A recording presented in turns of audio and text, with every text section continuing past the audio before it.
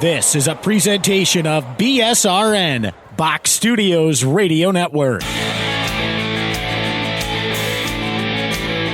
Power Play Post Show is on the air, covering minor league hockey since 2003, and now covering the Binghamton Black Bears with news, reactions, and in-depth interviews only heard here. And now from the Box Studios in Kirkwood, New York, here is your host of the Power Play Post Show, Bob Howard. And hello, everybody. Welcome to another edition of the Power Play Post Show. This is the show for July 24th, 2025.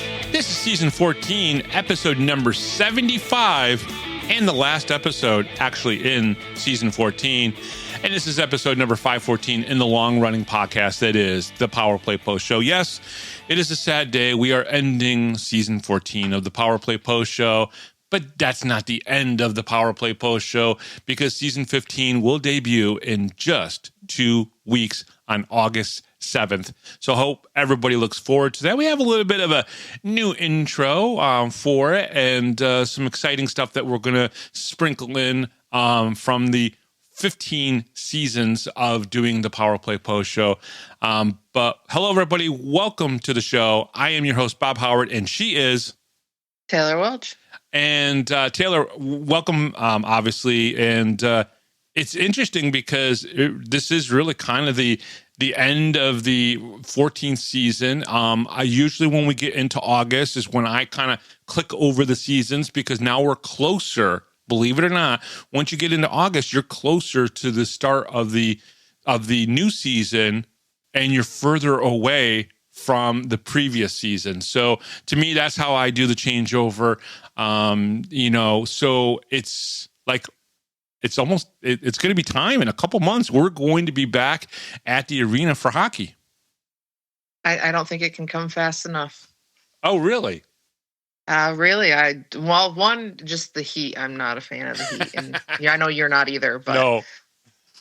I think the closer, I think I'd rather just skip the next couple months and just let it be hockey, because then we don't have to deal with all the signings and the who's returning and who's not returning, because it's just, there's always so much, back and forth with the fans that it's well, I mean, the fans want to know. Crazy to watch. Well, the fans want to know, and I totally get that. Listen, I had Nolan Egbert on last week. I didn't talk to him about it. I talked to him about a lot of other things, but we didn't talk to him about, like, well, when is the signing going to happen? When's that going to happen? Because even when I go and I talk with Brant Sherwood, I let him give me the information that he wants to give me, and I try not to pry too much, because obviously I can reach out to Don Oliveri. I can reach out to other players and say, hey, do you plan on coming back? And I've had conversations with Ollie about, coming back or not coming back, that type of thing. And he's been pretty much like, I haven't thought about it. I really haven't thought about it.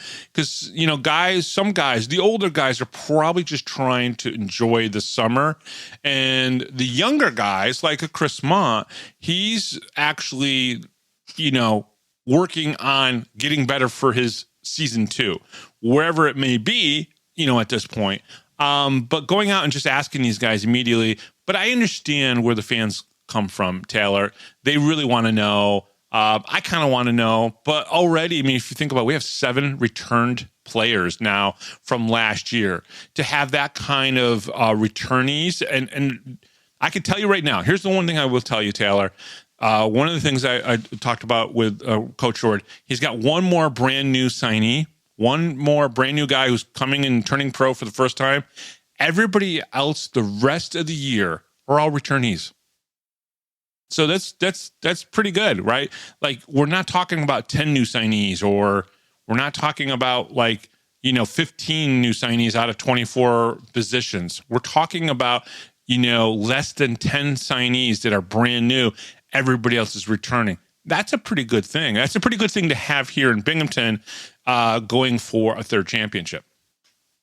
Yeah, I think that's pretty impressive, especially with what's, gone on behind the scenes, whether it's, certain people are going to retire, like, Kyle Steffen has kind of made it seem like he's not coming back, or the Mott and Don situation's kind of iffy and all gray. And I think the next couple weeks, if they announce new signings, is going to keep the hype up. but at the same time, it's always like who's not coming back that kind of keeps fans on their toes, and it's always the part that I worry about. Yeah, well, we know that Kyle Steffen is likely not coming back. He basically said that here on the show, but other than potentially Don Oliveri, I think everybody else is pretty much coming back. So I think that the Black Bears are in a good position. And I think most of the fans can say that, they can be pretty happy with that. Sure, a couple guys got picked up in the expansion draft. Well, Chris Mott and Don Oliveri. And, there's always those type of things. And if Kyle Steffen retires, if Don doesn't come back because, he was picked up and, maybe decides to retire as well. But pretty much everyone, listen, if Zach Zarota comes back, everyone's going to be happy as can be. He's become one of the new popular players out there. If Connor makes an ECHL team, great. But if he comes back, this team is going to be loaded no matter what, Taylor. Oh, it's always going to, the fan base is just hysterical with who they pick and choose. That they everybody has a fan favorite, and it just seems like it's just interesting to watch it kind of form. The first year, it seemed like it was, everyone was a Tyson fan, and Tyson still has a huge majority of it. Yeah. But now just watching it shift into all these different players, it's a lot of fun. No, it really is. All right. So the Power Play Post Show is on Spotify, Apple Podcasts, Pocket Cast, YouTube, Amazon Music, and iHeartRadio. Just search Power Play Post Show on whichever platform you listen to your podcast, and please subscribe. Please join the Power Play Post Show Facebook group. Just go to Facebook and search Power Play Post Show. Check out binghamtonhockey.net for all your Binghamton hockey information and curiosity. And we've already talked about them just a little bit on this edition of the Power Play Post Show.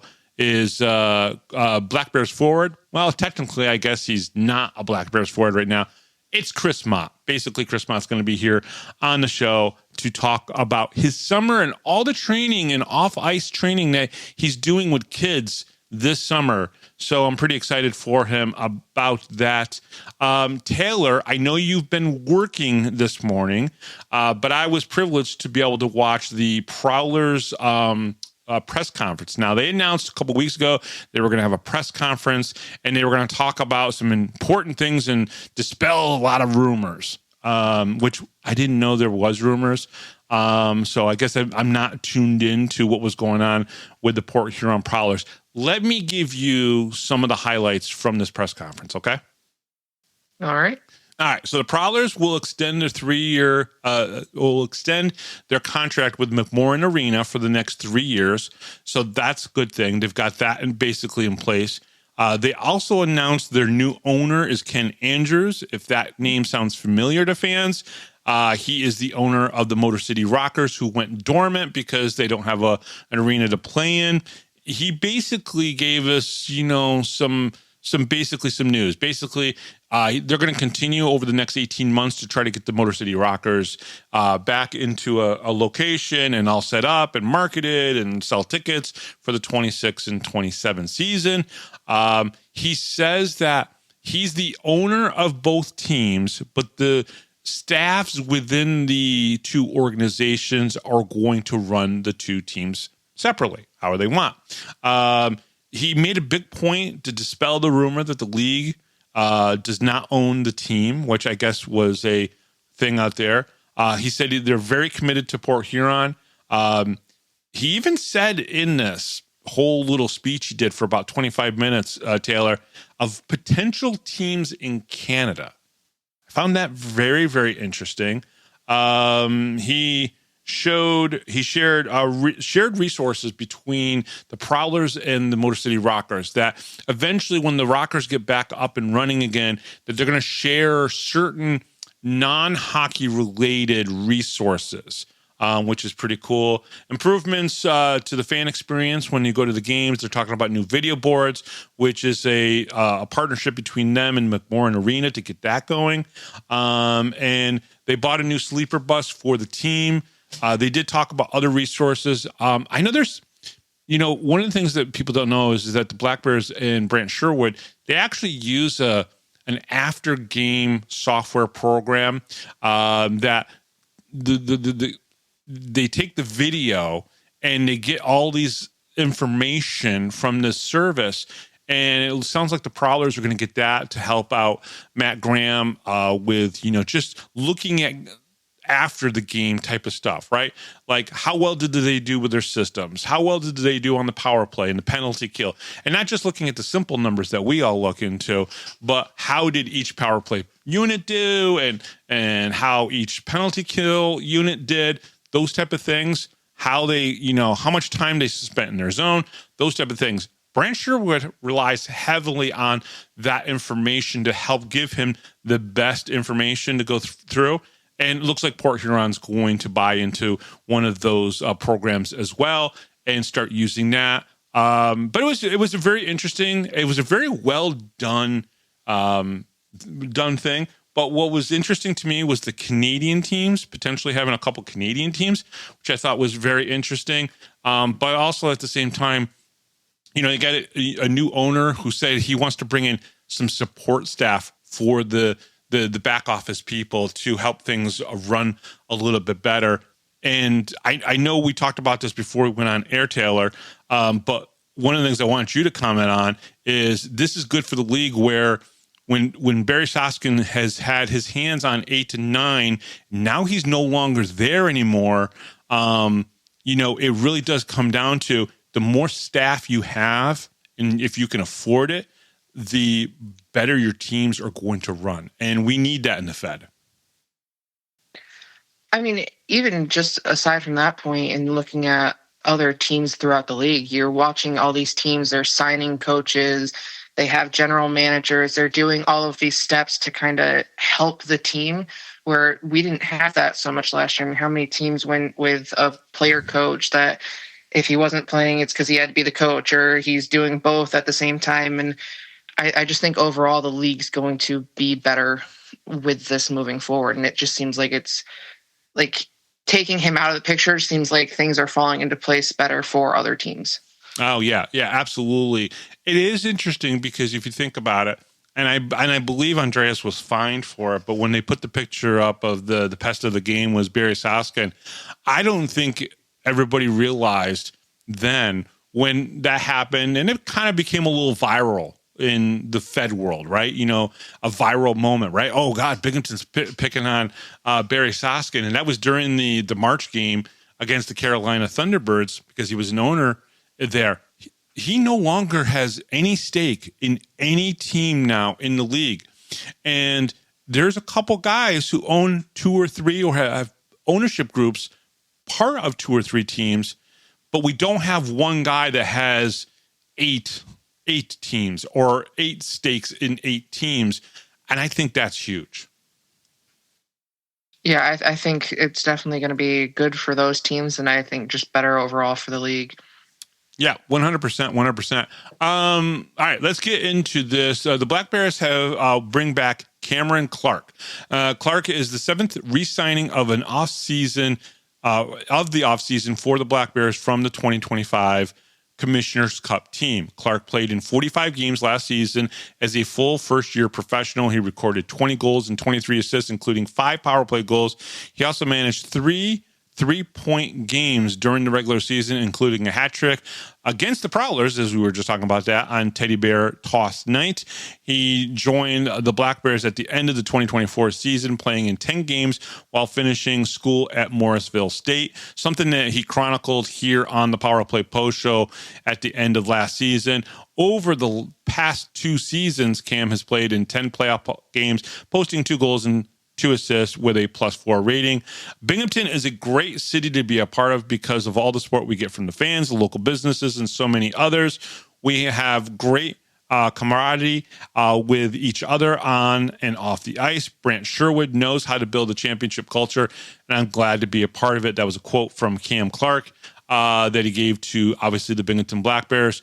Again, every time we see a new or a returning player re-signing, or a new returning player, a new old player returning back to the Black Bears, I think it just sets up the Black Bears to have a good season. And again, until somebody beats the Black Bears in the finals or in the playoffs and knocks them out, they're the team to beat. Yeah, I think having Clark come back is a great thing. I know that he is also becoming one of the fan favorites. He reminds most people, I think, of Yates. Yeah.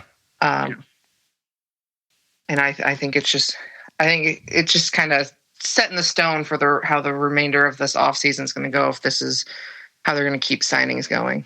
Yeah, no, absolutely. And like I said earlier, they got one more new guy to announce. Coach Sherwood did fill me in on that gentleman, so I know who that is. And then every other announcement that you're going to hear about the roster is a returning player. I think the Black Bears are probably going to go into camp with about 27 players, and they'll have to cut it down to 22 or to 21 players. So the Black Bears are going to probably at some point have to release somebody that's a good player. Now, whether or not they can make a trade and get Chris Mott to Binghamton, the update on that is pretty simple. We don't know yet. We just don't know. There has been a couple offers made and basically been rejected by Topeka. So they're playing hardball. There's a particular person they want that they're not going to get. I don't think that person wants to play there, and we don't want to give them up. So I can tell you guys that. But I think this is just another good announcement. Clarkey coming back. He's one of my favorite players on the ice. I've said that multiple times. Watching him and Chris Mott together, because they played together with at Morrisville State. You can see it on the ice. They just very, very good job together out on the ice. In warm-ups, they're always working with each other. And, this is a great decision. But the Black Bears on Monday or Tuesday, it was Tuesday, Taylor, signed 2 new players. Yes, they did. They have signed Cody Rumsey and Wyatt Friedlander. Cody is a 26-year-old native from York, Pennsylvania, who spent multiple years within the Wilkes-Barre Scranton Knights youth program. He played 5 years of college hockey at the NCAA D3 level, 4 with Franklin Pierce University in his final season with the Rivier University. In his 5 years, Rumsey appeared in 110 games, recording 29 goals and 52 assists, totaling 81 points. He measures at 5'11" and 185 pounds. God, I wish I was 185 pounds. I just got to throw that out there. I wish I was. I haven't been 185 pounds in like 30 years. Back in college days? No, I didn't go to college. I didn't go to college either. All right. Our second signee, Wyatt, is a first goaltender new signee of this offseason. The 23-year-old netminder is a native of Atlanta, Georgia, who spent 3 years of prep school at the Northwood School in Lake Placid, New York. He went on to play 1 year of junior hockey with the Springfield Junior Picks and the USPHL Premier before landing at Worcester State University. In his 4 years with the Lancers, Friedlander finished with a 17-15-2 record, including 2 shutouts in his senior season, with a .917 save percentage and a 3.26 goals against average. Now, I'd kind of like to add in here that just because we are signing all these new players and they're totally new to the team, and this one is a netminder, you still have, you got the camps, you have the training, you have all this stuff before the season ever starts. Mm-hmm. Mm-hmm. So there's always constantly moving pieces. And I feel like the fans need to understand that just because they're signed now, they might not make it through to the end, or, other things might happen. Because I've kind of seen a little bit of panic with the signing of a goaltender, that people are worried that we're losing either Aggie or Hapward. And while they're not signed yet, and we don't know if they're going to be signed or not. Yeah. It's constantly moving, and we're months out before the season ever starts. So I think we can kind of breathe easy for now. Yeah. Well, I totally feel that. I understand that. We're going to actually have potentially on the episode 1 of season 15, Wyatt actually on the show. I'm actually friends with somebody who knows Wyatt very well, Stephen Brown, who listens to the show. He actually recommended Wyatt to Brant Sherwood. So there's a relationship there. And I usually try to figure out those kind of relationships when I do the interviews, but I actually already know this one. Wyatt has actually worked with Stephen Brown, working up in Lake Placid, doing some training. So this is somebody that, I'm kind of interested now to talk to find out about his story a little bit more. I agree with you. There's a lot still to happen, right? These guys are all signing what they call PTO contracts, but they're not professional tryouts. They're just basically an agreement that says, hey, I'm coming into your camp when camp starts. We're going to see how I do and then go from there. And then at the end of camp, before the season starts, you then usually see on the Fed website in the transactions, this person's signed a standard contract. So none of these contracts are binding saying, oh, they're playing, 56 games for us. This is something that is just... Now, the other cool connection, Taylor, about Cody is that a couple years that he played junior hockey in Wilkes-Barre, he also played with Emerson Emery. So Cody and Emerson know each other.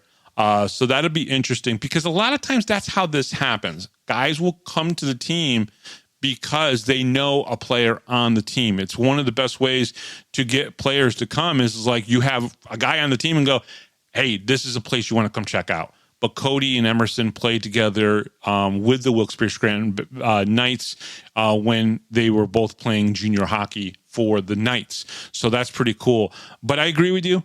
Everybody just needs to stay calm. Well, you got to bring in people. You got to try out people. Plus, at the same time, you want Wyatt and CJ Hapward to come in and try to battle for that number 2 position because it makes Eggy better. It makes CMAC better. That's just the way it works. And it's a good thing. Yeah, and I mean, I think you brought up another good point is a lot of the times when Brant is bringing somebody new on or the team in general, it's somebody they know or somebody they've heard from other sources. And it's not just like this random, completely out there kind of a thing. It's like there's a lot of research that goes behind this kind of stuff. Oh, at 100%. 100%. All right, so one of the things that kind of happened this past in the last couple of days is Ozzy Osbourne died. Now everyone's like, wait, Bob, are you turning this into a heavy metal show? No, I'm not. But he does touch my life very early on. I saw him in '86 in Binghamton here with Metallica. It was my first time seeing Metallica. It was my only time seeing Ozzy play. And it was a great concert. And he's also a St. Louis Blues fan. But I wanted to read this from Chris DeTwiller from the NHL.com. Music is a big part of my life, my wife's life, your life, Jeremy's life. A lot of people that are hockey fans have heard Crazy Train a billion times in an arena. If you are in an arena and you don't recognize Crazy Train and who that is, which is Ozzy Osbourne and Randy Rhoads playing that guitar part, then you are living in a tunnel. But I just want to read this from Chris. He's one of the NHL.com staff writers. The St. Louis Blues will always be on the Crazy Train. The team honored Ozzy Osbourne, who died Tuesday, with a post on social media. The rock and roll legend was a well-known blues fan. In 2019, Osbourne posted a photo of himself wearing a Blues jersey before Game 7 of the Stanley Cup Final. The Blues would then go on and win the Cup that night. The Blues reposted that photo on Tuesday with a message saying, "St. Louis loves you, Ozzy, rest in peace." Some might say this photo is the second most famous picture of Osbourne in a Blues jersey. In 1984, while Osbourne was on tour, he picked up a Blues jersey after performing in St. Louis. A few weeks later, he was arrested with that shirt on, which meant his mugshot included the jersey. It's a freaking freaking awesome picture. People need to go see it. It looks like he's stoned, but I think he was stoned a lot. But he was released after just a few hours in custody. But from then on, Osborne became a Blues legend. The photo resurfaced again as the Blues made their Stanley Cup run in 2019. It's a moment and a picture that will be remembered forever, much like the rock star himself. The Thunderbirds re-signed Super Mario. Oh, wait, I don't know why that's in there. That shouldn't be in there. So Taylor, yeah. Did you and Jeremy, have you guys seen Black Sabbath or Ozzy at all? I'm pretty sure we've seen cover bands. I know that. Like, we've seen, I don't remember. I've seen a handful of them at Texas, to be exact. I think he's seen Ozzy, but I could be wrong. I'm trying to remember. I can't always keep the cover bands separate from real bands because sometimes their names they sound too much alike. Oh yeah, I've seen a couple of Metallica cover bands that the name would like kind of throw you off and thinking, wait a second, is that a Metallica album or? I know it's a cover band. So I totally get that. But the music that sometimes some people listen to, you don't realize where did that genre start? Well, the genre of heavy metal started in 1969 when these guys came together and they blew up in 1970. And then boom, I mean, their impact and Led Zeppelin's impact on rock music from the 60s on is just unmatched. I compared realistically Ozzy Osbourne to the Beatles, Black Sabbath to the Beatles and to Johnny Cash, who these people changed, and Elvis changed music and rock music in particularly so much so. But I wanted to bring it up because he's a blues fan, and everyone's heard Crazy Train in obviously a hockey arena. Yeah, I think that just kind of shook the world, at least the heavy metal world. Yeah, it but did. on the plus side, he did get to do his final show, so I think that's kind of like that was a peaceful way for it to happen. Yeah, a few weeks ago, there was the final show that was in Birmingham, England, and a lot of great artists were there as well. Metallica, Guns N' Roses, and a whole string of people. And it's amazing the tributes that have come out, not just from heavy metal people, but even from like Elton John, who everybody knows and who's heard. He's just like, this guy was just an icon, and it's just so sad that his friend had passed away. So just somebody that I figured we bring up. It's the summertime, we can kind of indulge a little bit here on the show, but definitely somebody that meant a lot to me. I wouldn't have picked up a guitar. My best friends wouldn't have picked up a bass guitar or a drum kit if it wasn't for Black Sabbath and what Ozzy had done in the world. So we're just, I wanted to bring it up. Yeah, I think it was a good way to remember him and kind of connect it to hockey in the same way, kind of keep it all together. Okay, so Taylor, let's give our final thoughts on the Black Bears' fourth season and maybe even the season 14 of the Power Play Post Show. Why don't you give me your overall thoughts on the fourth season of the Binghamton Black Bears? My overall thoughts is that it's probably the best season. Well, not probably, it is the best season that they've had. And that's even going against the first season. They got the championship. I mean, you got 2 back-to-back, but this year it was just that much better. I would think overall the drama, there wasn't hardly any, I don't think, compared to what it's been like, whether it's in actual Binghamton or whether it's other teams or fan bases or all of that. And I just think overall, I think it's going to be hard to beat this season. Yeah, but I do think that if they go in with the same mentality that they did last year, that they have a strong chance. I agree. I think that if they go in with the same mentality, they have the chance to match it. And would you be okay with another 48, 49, maybe 50 win season and a championship? Oh, for sure. Yeah. Absolutely. I think everybody would. And I think I think if they can start the mentality strong with exactly how they did this past season, with that their goal is the cup and that they're taking it one game at a time. And once that game's over, it's just on to the next. They're not going to dwell on what happened or, deal with the consequences of certain things. I think just overall that they could possibly do it again. I really do. I think this team was so good. And I think this team overcame so many of the challenges.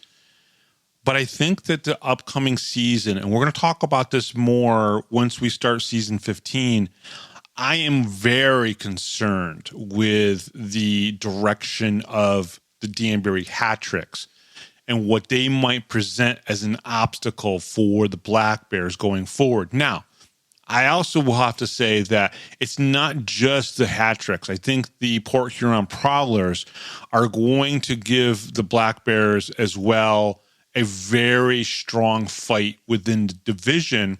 And I mean that kind of like literally and maybe figuratively as well. So we'll talk about that more. But I think when you break down the numbers, I mean, there hasn't been a season in Binghamton hockey history other than the 92-93 Binghamton Rangers when they did, 59 wins and 124 points, and they had one of the greatest seasons ever in the AHL during the regular season, but then they obviously faltered. I think you just really cannot not look at the fourth season of the Black Bears and winning that championship, going back to back, as not being one of the greatest minor league hockey stories last year. I mean, it's that simple. From the AHL down to the Fed, I don't think you can find a story or a team that was more competitive than they were. I really do think that. I think it's going to be hard to beat it. I don't think they can beat it, but I think they can definitely match it, right? And unless they do something really crazy special, I can't see it. But we'll see. We'll definitely see. I think player wise, this was one of the best athletic teams I've seen. One of the great things about this team, Taylor, was without a doubt they were skillful but smart. Everybody on that ice seemed to do all the right things. You didn't have a lot of major breakdowns. You didn't have anybody kind of go off their wheels too much, right? And that was something that in the first three seasons, you could see that happening from time to time. But last year, that didn't happen as much. Yeah, I've noticed that throughout this past season that it seemed like if there was a player, and I'll use even Clark for an example, where he had that long string where he wasn't getting a goal, and you could just tell like he had that monkey on his back. Yep. But you have the skill and the ability of so many other people on the team to carry him through that when he does start producing points again, it's just that much better. Yeah, without a doubt. But that's what concerns me about the upcoming season with the hat tricks maybe going to a more tougher style to kind of like fulfill their fantasies of what their hockey community is supposed to be all about. I think that we could see potentially being an obstacle or a stumbling block that the Black Bears have fallen into multiple times. Let's be honest. When Amesbury was around, Brant's had his issues with the ownership group there, and Danbury. I get concerned about that because Brant is going to be so protective of his guys, even in this upcoming season, that if Danbury plays those games, we could see them kind of like falling into that. We didn't see that this last year. It was kind of nice. Danbury was almost like an afterthought. Maybe, sure, there was some shenanigans that did happen, but the Black Bears didn't get hurt too much by it.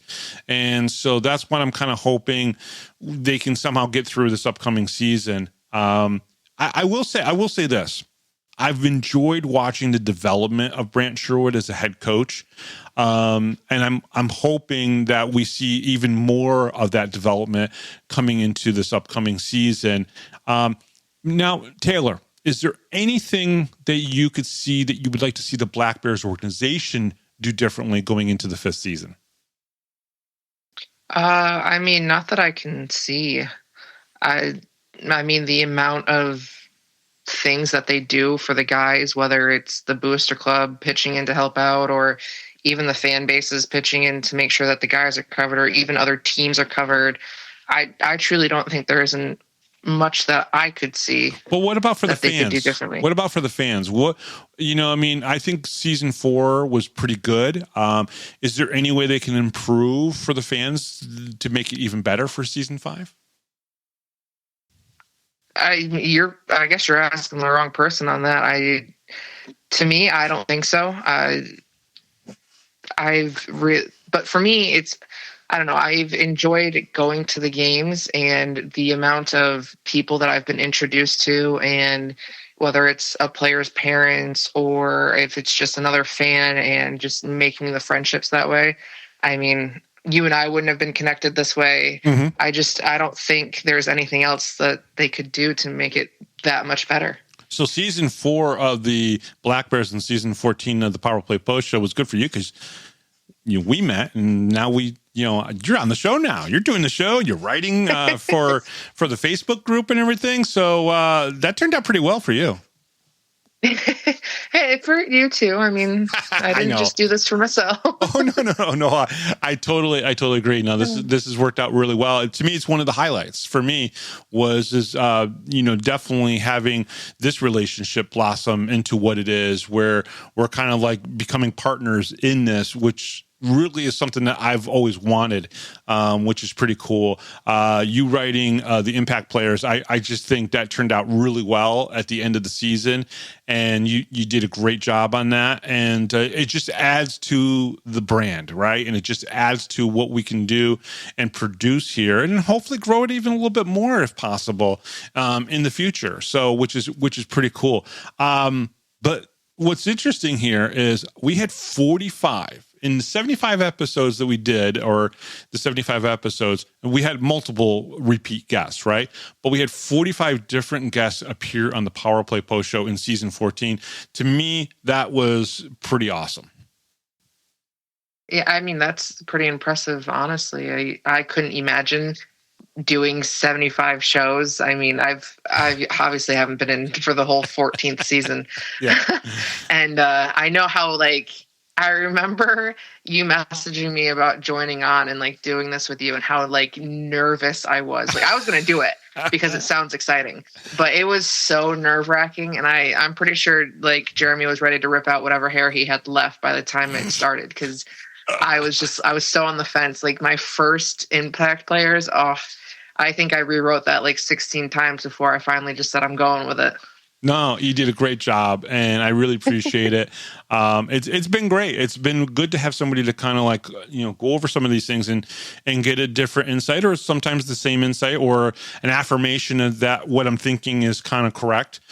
So I am very grateful to have you here on the show now. But let's go through this. 45 guests have been on the Power Play Post Show. Andreas Johansson, Andrew Utero, Austin Thompson. First of all, the Andrew Utero interview was heartbreaking and good, all in the same retrospect. Tomer was on the show. Barry Brust, that was exciting for me to have Barry Brust on. I know Jeremy was unhappy with the way I handled that interview, and he might punch me the next time he sees me, but that is the way it is. We had Blake Tosto on the show a couple times. Brant Sherwood was on 6 times officially, I think. Brendan Riley from the Carolina Thunderbirds, who he has now left the organization. Brett Wiseman, our best buddy, Brett Wiseman, who loves the show and probably will never be back on again, but that's up to him, realistically. Brooks Hill, of course, our very good friend Brooks Hill was on the show. Cam Cervone was on a couple different times. Let's see here. Chris Mott, CJ Stubbs, Colin Fitzgerald. Fitzy was on to kind of talk about the team. Connor McAnanima, Connor Smith, which was a great interview because it's the first time I did it through Facebook Messenger, which sounded so much better. He was driving his truck to work on a Friday, or actually on a Tuesday, which was pretty cool. Dan Stone was on the show. First time. I was nervous about having Dan Stone on, but he was great. Dan Weaver's on the show. Darian Benchik, one of the first new guys to come on the show. Let's see here. Devin Dubik from the Danville Dashers was on the show. Great interview. He's now down with Biloxi. He's now the new radio guy down in Biloxi. Hopefully we'll get him back on. Dieter Kocken, who was inducted into the Binghamton Hockey Hall of Fame. The Godfather, Don Oliveri, he was on. Emerson Emery. Everett Thompson from the Biloxi. There was the Mississippi Seawolves at the time. Gary Ryan, of course, was on the show. Gavin Yates, Grady Wittenberg. He did the 500th episode of the Power Play Post Show with me. Jack Hudak was on. Jackson Finch. That was in the early summer of season 14. Jason Spezza. Jeff Barrett. Thank you from Jeff, who's obviously the broadcaster up in Watertown. Jesse Anderson, Ando was on the show a couple times. Josh Fletcher, Kate Henry, Kyle Steffen. Probably the best interview I did all season long was with Kyle Steffen. Liam Anderson came back on. Mason Ellsworthy, who's now going to be up in, I believe, Elmira, coaching some of the younger youth teams. MJ Merkel was on. Another great interview because I was nervous about it. I'll tell you what. I don't know. You listened to the MJ Merkel interview, right? I honestly couldn't remember. Okay. Well, I to me, I was so nervous about doing it. He's from Binghamton, but he's gotten a little hate since he's left Binghamton because he was obviously with the AC Venom. And now he's with the Danbury Hat-Tricks. So it'd be interesting to see if I can get MJ Merkel back on the show while he's with Danbury to maybe talk to him about that transition over to one of the hated teams, one of the teams that he played against and fought against. It'd be interesting to see. Nick Swain was on the show. Nicholas Poirier, Nolan Egbert, of course, Eggy. Sam Levecki came back on the show. Scott Romakers, Taylor Schwann was on the first show last season for season 14, and Will Wiggleman, who does a phenomenal job in Port Huron. And then, of course, the new sensation here in Binghamton, Zach Sirota, was also on the show. 45 different guests. I think we had an interview for every show except for maybe about 3 or 4 shows throughout the season. It was just a great season 14. Yeah, I remember. I think Jeremy's the reason that I got started listening to the Power Play Post Show to begin with, because he would always tell me, because he used to listen to it on his drive during work. And he'd always be like, you have to find this spot in the show and you have to listen to this, or did you listen to this? And did you hear what he said? And so I just got to a point where I just started listening to it by myself because I was constantly just being bombarded by him. And then the roles reversed where I was asking him questions and he'd be like, oh no, I haven't gotten a chance yet. So it's been interesting to see it develop that way. Yeah. But as far as the Markle thing, I see it happen with several players. I mean, the same thing happened when we got rid of, I can't think now. He's a linesman now, and I can't think of his name. Oh, Jake Schultz. Yes, same thing happened there. A lot of people are very mad about that, and there was drama, stories and rumors. But there are still fans that like him, and I know for a fact that if you walk up to Markle and you have a conversation with him, he's the nicest guy. He will sit there and talk to anybody.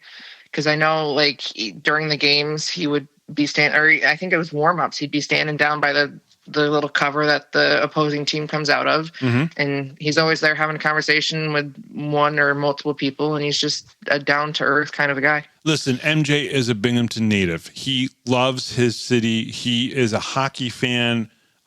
He was a hockey player and a hockey fan from Binghamton, New York. He will always be that, but he's now crossed over and has become the enemy to a degree. With the HC Venom, I didn't see him as an enemy. That was just, the Venom, right? And obviously they didn't last long, and he did everything that he could to try to keep that team going. And I totally can see that and appreciate that with him. But now he's with the enemy. Now he's with not just the enemy, he's with the Danbury Hat-Tricks. And, that's going to be a tough one for him. He's going to get a little bit more hate than he's used to getting from maybe his fellow Binghamtonians. And so I think it'll be interesting. But hopefully I'll get MJ back on the show and we can interview him. Maybe even when Danbury's in town, maybe, we just get together up in the press box and do something, which I think would be very cool. Now, Taylor, Here's the question I have for you going into season 15, right? You're going to do the impact players. You're going to obviously come on the show and give your thoughts. Am I going to be able to get you to do a sit down interview in the press box with me, you, and a guest or a player? Is that going to happen? Oh, I guess you tell me if that's going to happen. I'll do whatever. I will do whatever. I'll be nervous. I mean, I've Everybody's never really nervous. done interviews, but I mean, I'm always nervous. I've also never signed my name before. So yes, you got to do that, and that was pretty cool. And that was those celebrations are so unique and so fun in their own little ways. I remember hiding so much in the first one. After they won the first cup, and then the second one, I kind of was hiding less, and I just very much enjoyed the engagement with the fans. I know you did as well. It was pretty cool. And, hey, listen, if we get a three-peat and, maybe we'll just set up our own table and just start signing autographs to anybody that wants to come up. Some people will probably come and go, I don't know who you are, but can you sign this? And I'll be like, all right, yeah, sure. Yeah, we can do that. It's always funny to me. I almost forget that I do this with you or I do the impact players. Because when I go to a game, I'm going as a fan mostly. I'm there to watch the game, and yeah, for the impact players, I keep notes and stuff.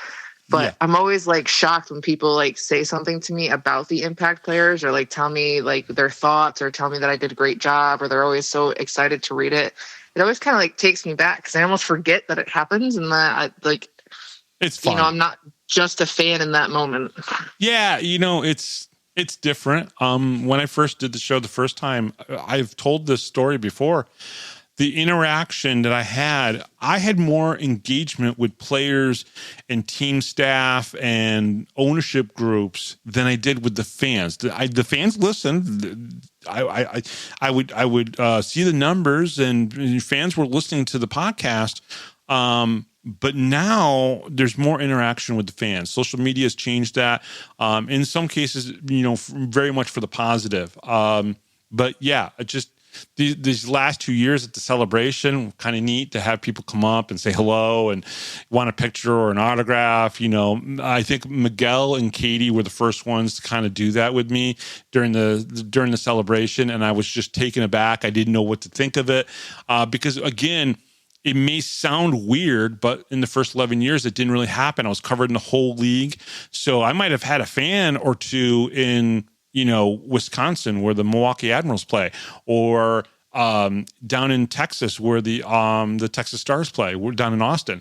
But so combined into one spot, not really, even though I definitely covered the Binghamton Senators as much as I could. So it's a different experience. We'll get through it. We'll go to therapy.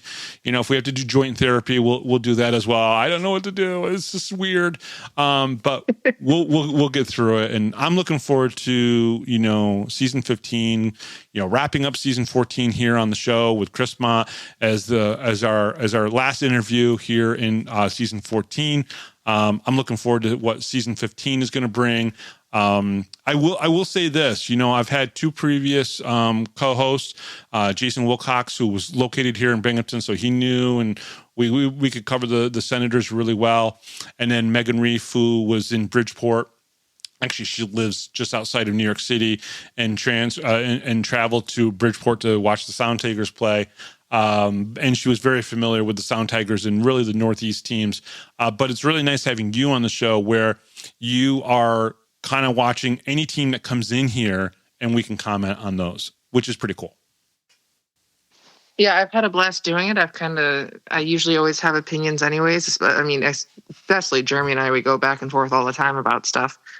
We don't always agree, but yeah, it's just, I've kind of enjoyed kind of watching through different eyes instead of just, going to the game just to watch the game. It's kind of interesting to watch some of the pieces fold. Yeah.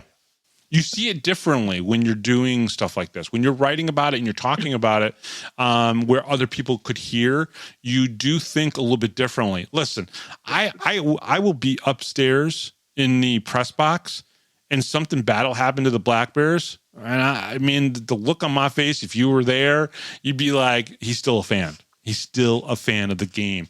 And that just happens. I try to keep it contained because I'm supposed to, but it doesn't always work that way.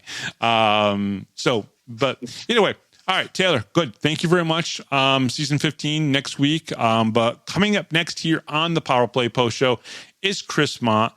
We'll be right back right after this, right here on the Power Play Post Show. Hi, this is Don Biggs from the 92-93 Binghamton Rangers. Hi, this is Brandon Buczynski. This is Grady Wittenberg, the voice of the Binghamton Senators, and you're listening to the Power Play Post Show.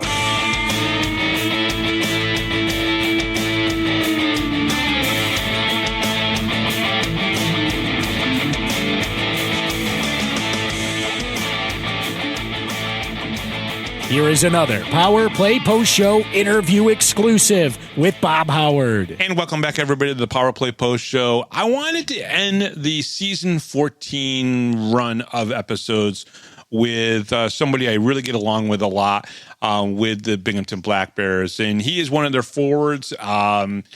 Picked up in the expansion draft by the Topeka Scarecrows. We'll see what happens. Maybe a trade. We'll see what goes down with that situation. We'll talk to him a little bit about that, get his thoughts on that. He is one of the forwards, one of the Morrisville State College guys who have come into the Binghamton Black Bears organization. He is Chris Mott. Chris, welcome back to the show. It's always a pleasure to get to talk to you.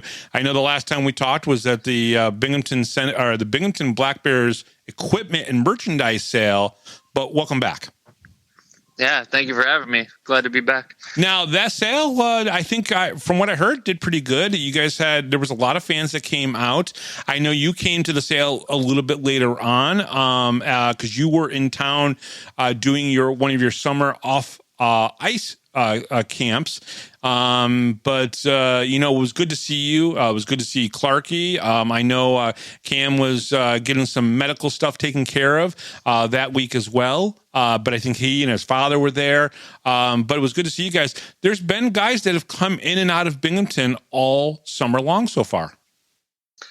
Yeah, it's a cool spot. Obviously, like, they're really nice and like kind of let us kind of stick around the apartments for the summer. So that's obviously a huge help for me, like you said, like with my camps and stuff. The first one I ran, I think that's second to last week in June. I believe the 20th around there, 20th to the 24th, which went really well. I had teammate Luke Dobles come down and help me as well, which is awesome that he was able to come and help with that. And then, right now I'm doing my second one. It'll be so throughout the rest of this week, but yeah, it's nice to be back up here, a little change of pace from down on Long Island, but yeah, it's nice up here. So talk a little bit about these camps. What are these camps designed to do for the people that come and work with you? Yeah. So the big thing around Binghamton is there's no ice sheets anywhere. Like Broome Community College doesn't keep their ice in, Riverbend doesn't keep their ice in, and obviously the arena doesn't keep their ice in. So obviously that's tough for all the youth hockey players around Broome County to play and develop their skills. So with these off ice camps, I'm just trying to like help kids kind of just work on some fundamentals of just like balance, coordination, footwork, just like speed, everything that like kind of hopefully will correlate to them becoming better skaters, especially because like a lot of the kids around here are all like youth hockey players, and they might not get to see all the ice time that they want throughout the year and obviously throughout the summer. So I think it's definitely stuff that'll help benefit these kids in the off season when they don't have access to ice. What got you to start doing these type of off ice camps? Is this brand new this year for you, or is this something you've done before in the past? Definitely something I've done before in the past. I think it was about 3 summers ago. Yeah, 3 summers ago, I used to have a personal training certificate, and then I just never got a chance to renew that. So obviously I was always in the gym working with younger athletes. It wasn't just hockey, but anything baseball, football, lacrosse. So I did that for a summer, and then obviously I just got busier with school and everything. So I never got to renew my personal training certificate. But then I was fortunate enough to meet one of my good friends now. His name is Brian Wish. He runs a little training facility out in Southampton. Mm-hmm. It's called The Barn. And it's just like in the wintertime, they actually have like a pop-up rink. It's at a golf range. And they have this like pop-up rink. It's like maybe like 40 by 100. And Right. they set it up every November to April. And I met him during COVID when there wasn't much ice around. And then he would always have me come down and I would help do lessons. And now in the summer, they have like this probably like 20 by 30 shooting pad. And like he has access to all these like all the pucks, cones, nets, and everything. So I do a lot of off ice stuff with him throughout the summer and like any like off ice training as well. So a little bit of everything down there. And so that kind of helped develop it, because obviously you can obviously get paid to do this, right? Work with young athletes. And I'm guessing that some of this can also be beneficial to baseball players, even basketball players, because a lot of footwork happens in all the major sports. So this is something that you could really kind of develop into something that where you can do it pretty much anywhere in the country, right? Like, say, 3 years from now, you're living in Atlanta, Georgia, and you can do these type of things there. Do you very much enjoy doing this kind of work? Yeah, I do. Honestly, like I have a great time doing it. Obviously you get to meet a lot of people and stuff like that. But yeah, I mean, I really enjoy it. And basically all my summer jobs really revolve around like training, whether it's on ice stuff, off ice stuff. So, but yeah, I have a blast doing it. I actually had a football player in my last camp. He was a friend of one of the kids who signed up in the camp. And he was like, he's like, oh, speed and agility camp. Like, can I come? And I was like, yeah, absolutely. Like football is perfect example where they're doing basically all the same kind of footwork and stuff like that. So it worked out well. And it was nice to have somebody else that wasn't a hockey player there. So, but yeah, it was good. Yeah, no, without a doubt, because you can obviously get some feedback to see, how it works out. Can we reflect a little bit on obviously this, season 4 for the Black Bears, obviously win the championship. When did it set in for you afterwards that you guys had gone through and won the championship? You had a goal in 5 games played for them in the playoffs. Obviously 15 goals, 13 assists, 28 points, and 40 games played for the Black Bears this season. But, when did it set in for you that you were now kind of a champion? I'd probably say about a little bit like a week later when I got the bear head tattoo on my leg. Oh, so I was like, okay, yeah. So a few of us, I know a bunch of guys got it last year, and then I got it this year, I believe, with Dobles. I don't know if anybody else got it this year, but yeah, no. But I would say that probably like the first 2 or 3 days, it just kind of felt like a weight was like off your shoulders, and like it kind of felt weird that next Tuesday you didn't really have to show up to the rink for practice, but it's like, oh yeah, like all that hard work throughout the whole season for the whole 6-7 months like finally paid off. But yeah, it was awesome. It was a great feeling, and obviously coming from Morrisville, like kind of had a bit of a couple struggling seasons where we didn't really get to win as much as we wanted. So this kind of like helped take place of all of that, which again was pretty awesome. What was it like to be able to do that also with like, teammates too, right? Like, having Cam Clark also be a part of those Morrisville State College teams. How cool was it to be able to do it with somebody that you may have struggled with in Morrisville, be able to do that in Binghamton and win that championship? Yeah, I know we were talking about it like a lot throughout the season and stuff, or like how like different it was, and like just like obviously it's different, right? That's college, this is professional. So like it's different cultures, it's different mentalities. It's a little more like onus on you here at this level rather than college where like everything's kind of under a microscope. So like obviously you have a little more freedom, which is like obviously nice. And I think that kind of freedom lets like players kind of grow into the players that they want to be or that they are, rather than like just kind of being like always have to do like just rigorous schedules all the time. And obviously balancing school too. That's another thing. I know like we would have my junior year, my Mondays was like, I was out at 6 a.m. We had practice and then I wouldn't get home after class and everything until like 3:34. So you're just like mentally exhausted, physically exhausted. But yeah, kind of coming in with Clarkie was pretty sweet. Obviously, like we weren't the closest in college. Like obviously we were friends and everything, but like we weren't like super close. And then I guess just kind of living together this year, we just kind of bonded really well. We kind of took off. So that was pretty. I guess I wouldn't have expected it, but I mean, it's been awesome. So I have him, someone around that you're really close with. You kind of do everything together. But yeah, it's pretty sweet. Yeah, and I know that Morrisville State has produced a lot of pro players, SPHL, ECHL, the Fed, a lot of guys who have been, they prepare you guys to be able to go out and play pro hockey, which I think is pretty impressive. And Coach Sherwood has been pretty happy. I mean, I think Jesse Anderson is a Morrisville State guy. There are other guys that, really play in the league that, played from that program.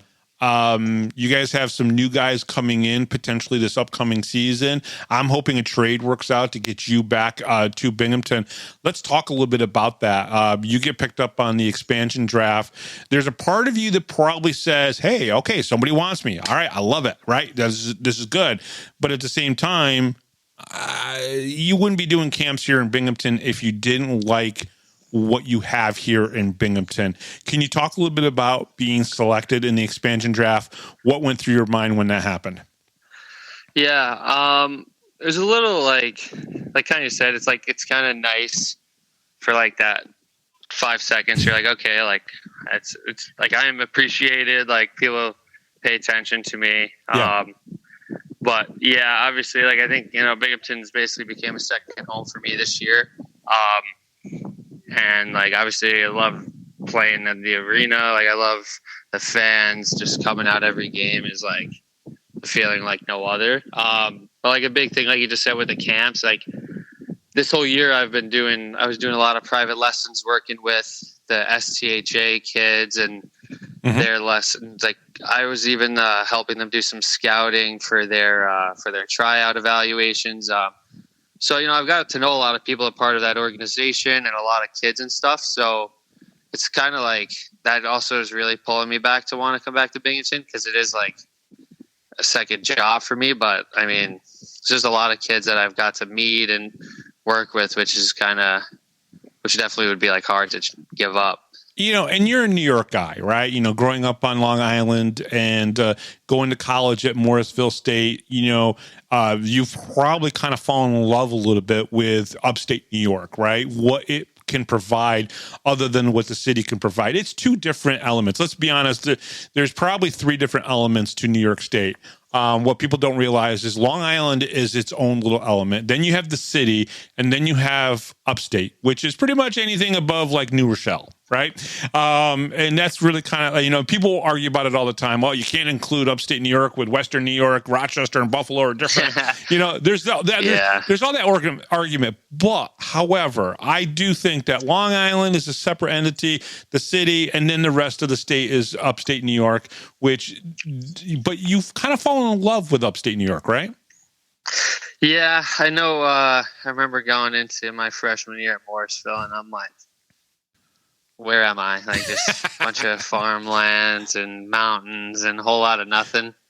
But yeah, definitely over the years, you do appreciate it a bit more. Yeah. I think what comes with that too is like every time I go home in the summer and I'm just stuck in traffic just about everywhere I go. And I'm like, oh yeah, it is kind of nice being upstate where, where all this traffic doesn't really exist. But yeah, obviously the scenery is always awesome. I know we had some pretty great views up in Morris. A little bit of like a valley. But Binghamton, obviously all the mountains and stuff. But yeah, it's definitely grown on me a lot more. Like if you had asked me this 5 years ago, I would have been like, I would never live upstate. Yeah. And here I am just finishing my 5th year up there. So well, and Scotty Ramakers, he really loved the sunsets, right? I mean, he mentioned that here on the show that it's like, listen, he goes, I might get picked on about this, but I really like the sunsets here in Binghamton. So there is a lot that can be offered here, which is pretty cool. So let's talk about the mindset, right? I know that the Black Bears have been working on trades to try to get you back in Binghamton. Give the fans a little bit of insight here. If for some reason a trade can't happen, how do you move forward? What do you think is your plan moving forward if for some reason they can't get you back here in Binghamton? Well, I guess I really haven't gotten that far yet to if they can't get me back here. I've just been kind of, focusing on what I can focus on, and that's, getting on the ice, getting in the gym, just worrying about that stuff right now. And, obviously I have faith in Sherwood to continue to do his best to try and get me back here. But if for some reason it doesn't work out, then I guess that's kind of conversation for another day. But I mean, hopefully if there's a chance I could possibly go to like an SPHL camp, that would be awesome too. That'd be a great experience. But yeah, just right now, just really trying to not really think about it too much. And just really kind of just worry about what I can control. And like I just said, like just being in the gym and skating as much as I can. Have there been any conversations with Topeka yet? Did Robbie Nichols reach out to you at all? Schmidt reached out to me. Oh, Justin. Okay. Right. It was like 2 weeks after the draft. So I was like, that's kind of like a little bit of a long period that no one had said anything to me. And we only had like a really 5-minute conversation. And I just kind of was like, honestly, like I want to go back to Binghamton. Like that's my home.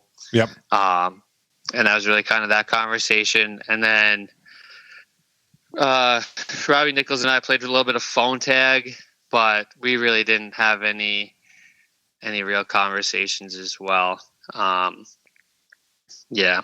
So I know I didn't really get to talk to them much. Gotcha. No, totally understand. Okay, so you're doing the off-ice camps this year, a couple of them, and whatnot. But also, you guys, there's a few of you that are trying to organize one on ice at Riverbend in August. Talk about what it means to kind of maybe possibly get together with some of those other Black Bears players. I think Tyson, Dan Weber. I'm not sure who else is also involved, but to get to maybe Luke Dobles, if I remember correctly.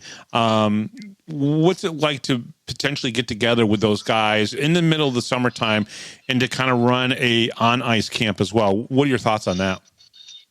Yeah, I mean, I think it'd be pretty awesome for the Binghamton area. Like obviously we all have worked the hockey camps in our life. I know Weber worked some in Minnesota. I remember, I think Tyson was working for some, I think they're called like Elite Hockey. Yep. New Hampshire. Dobles has been working with this company called Vanguard. So obviously it's something we all love to do. And,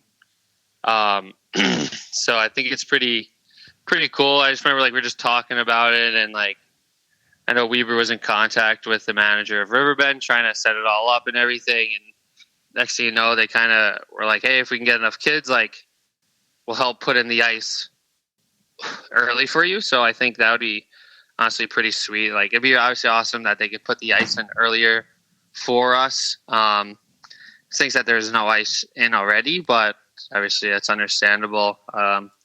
But yeah, I mean, that'd be a great experience for some kids. It'd be a full day. I believe it's 8:30 to 4. Wow. So the kids would be on the ice twice a day. We do some video review with them. We do off ice. Alexander's would even be sponsoring lunch. They'd have lunch every day.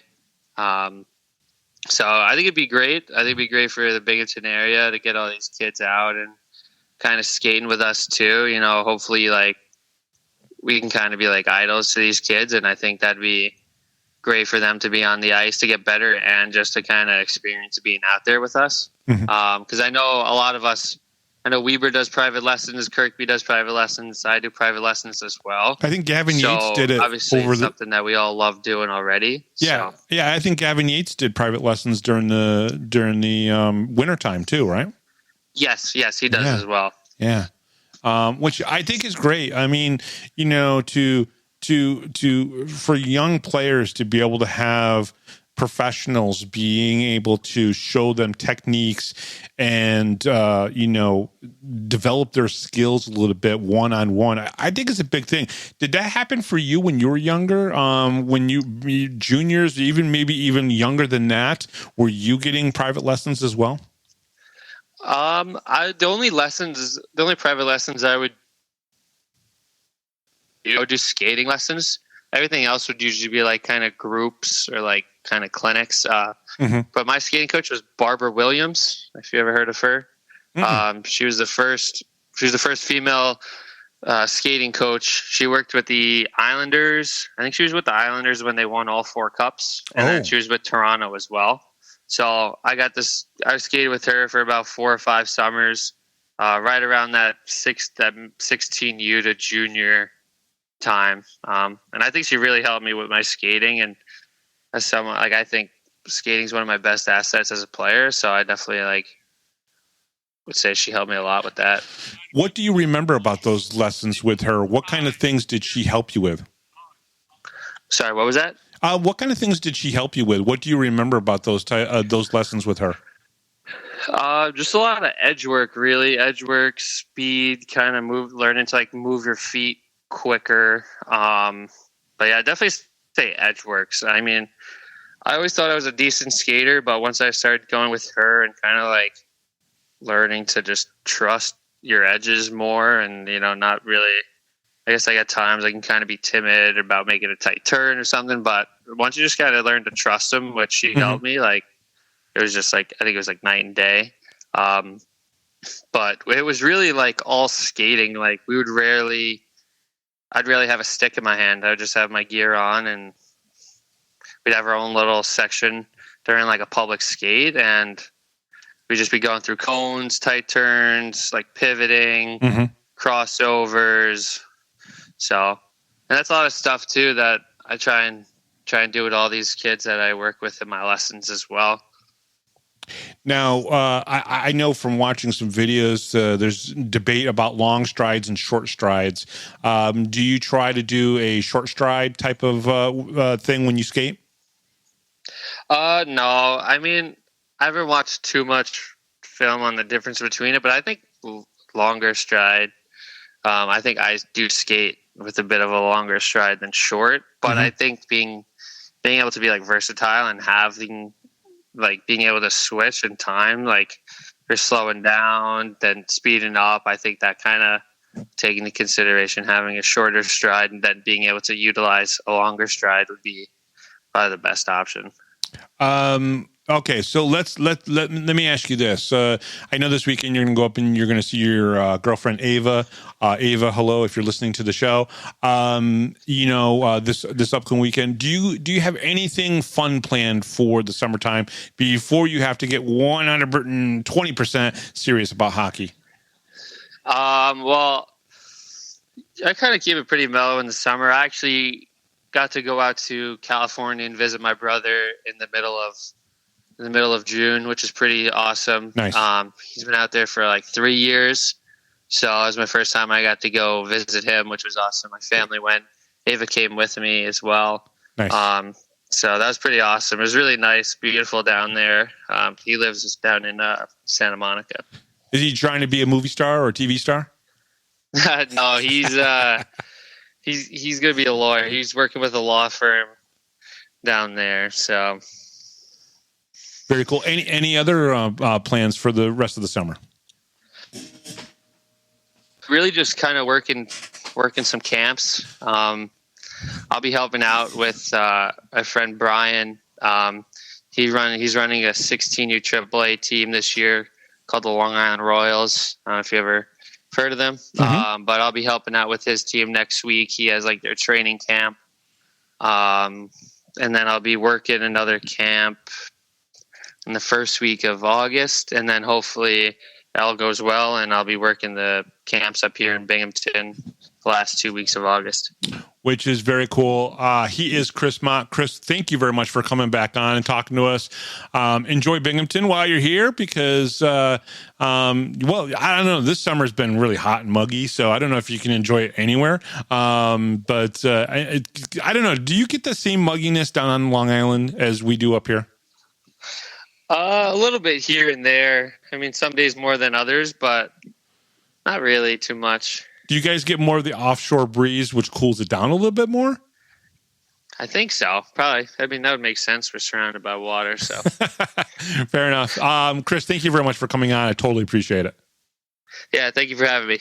And that's it for this week's edition of the Power Play Post Show. Thank you very much for listening, everybody. And we'll talk to you in 2 weeks, the debut of season 15 of the Power Play Post Show. Thank you for listening. I'm Bob Howard, and we'll talk to you next time right here on the Power Play Post Show.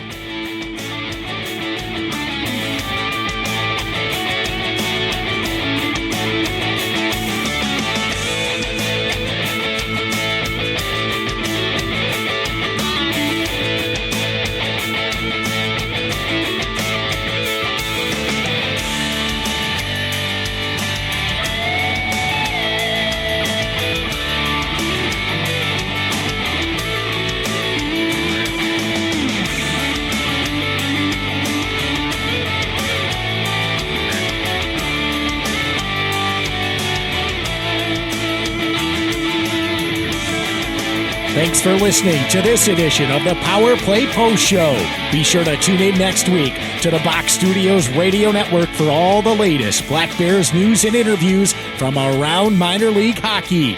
The Power Play Post Show would like to thank John Patitucci for all the music you hear on the show. You've been listening to the Power Play Post Show.